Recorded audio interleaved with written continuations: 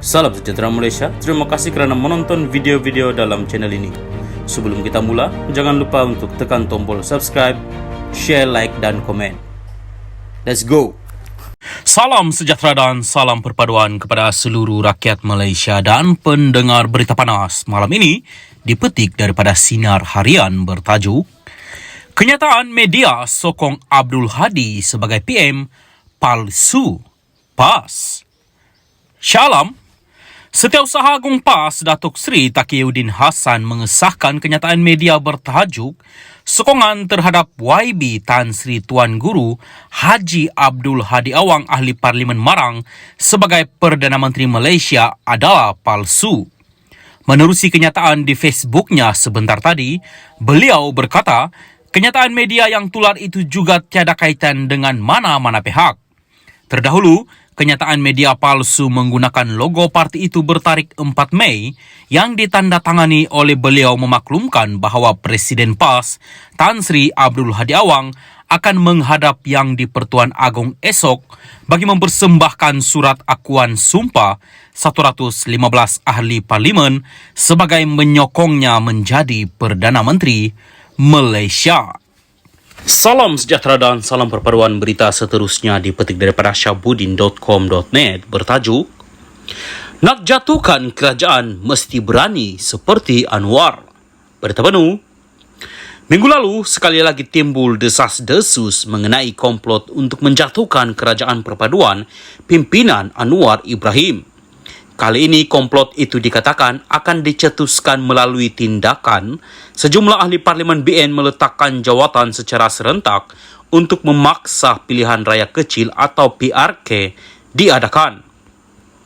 Melalui PRK itu, ahli-ahli parlimen yang meletakkan jawatan tadi akan bertanding semula sama ada atas tiket BN ataupun bebas untuk membebaskan diri mereka daripada terus terikat dengan BN yang telah mengikrarkan sokongan kepada Anwar. Seterusnya, melalui pakatan dengan parti-parti lain, mereka dikatakan akan bekerja sama memastikan Anwar hilang kedudukan sebagai Perdana Menteri. Dikatakan lagi, peletakan jawatan ahli parlimen itu akan berlaku sekitar Jun depan agar PRK itu dapat diadakan serentak dengan PRN di 6 negeri iaitu Selangor, Pulau Pinang, Negeri Sembilan, Kedah, Kelantan serta Terengganu. Walaupun Presiden MCA Wee Ka Siong yang didakwa tahu mengenai komplot itu telah membuat penafian dan timbalan Perdana Menteri, Fadila Yusof juga turut menolak kemungkinan penglibatan GPS dalam komplot tersebut. Namun, cakap-cakap mengenainya terus berlegar dan perbualan tentang pertukaran kerajaan seolah-olah tidak pernah ada titik noktanya. Di waktu-waktu yang tidak menentu, sering saja timbul kabar angin mengenai gerakan mahu menukar kerajaan dan menjatuhkan Anwar. Begitupun, apa yang ketara, meskipun sudah beberapa kali tercetus berita mengenai perkara itu, yang muskil sekali ialah tidak diketahui siapa ketua yang merancangnya dan tidak disebut juga siapa calon Perdana Menterinya. Baik ketika Hadi Awang, Tun Mahathir Mohamad atau pihak lain yang bercakap mengenai hasrat untuk menukar kerajaan, mereka juga tidak menamakan siapa calon Perdana Menteri yang bakal diangkat untuk menggantikan Anwar. Dalam komplot terbaru yang tercetus minggu lalu, meski dilaporkan bahawa Mahyadin M. Yassin akan jadi Perdana Menteri, kiranya perancangan itu menjadi kenyataan, tetapi Presiden Bersatu itu sendiri tidak pernah menggiyah atau menafikannya sehingga sekarang.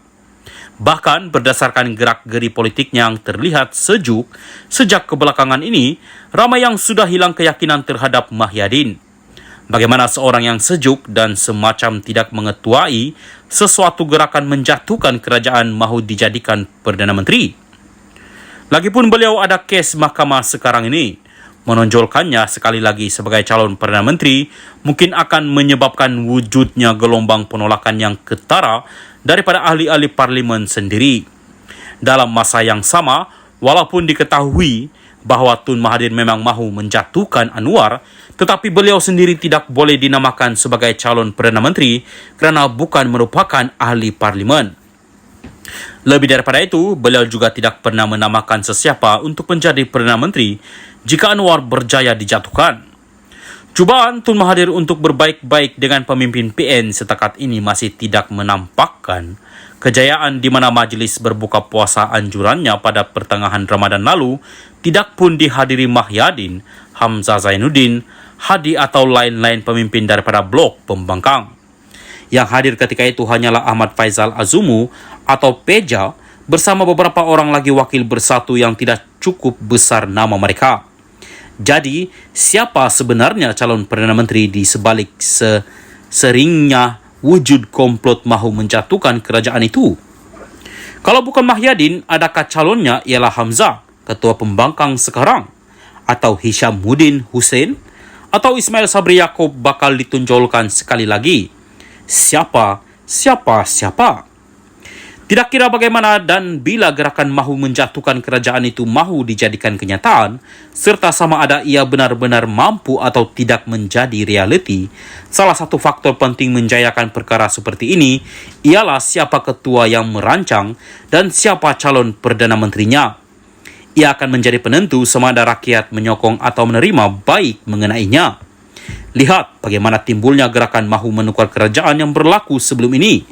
Ia bukan saja digerakkan oleh Anwar tanpa sembunyi, malah beliau sendiri menonjolkan dirinya sebagai calon Perdana Menteri. Meskipun gerakan itu tidak pernah menjadi kenyataan, namun setiap kali ia timbul dan menjadi bahan berita, keterujaan rakyat terlihat amat ketara. Sebab itu, di sebalik cubaan menukar kerajaan tidak berjaya, Anwar melalui PH telah disokong rakyat dengan mendapat jumlah kerusi paling banyak dalam PRU 15 lalu, yaitu sebanyak 82 kerusi parlimen. Seterusnya bergabung dengan BN, GPS, JRS, Warisan dan lain-lain untuk membentuk kerajaan perpaduan.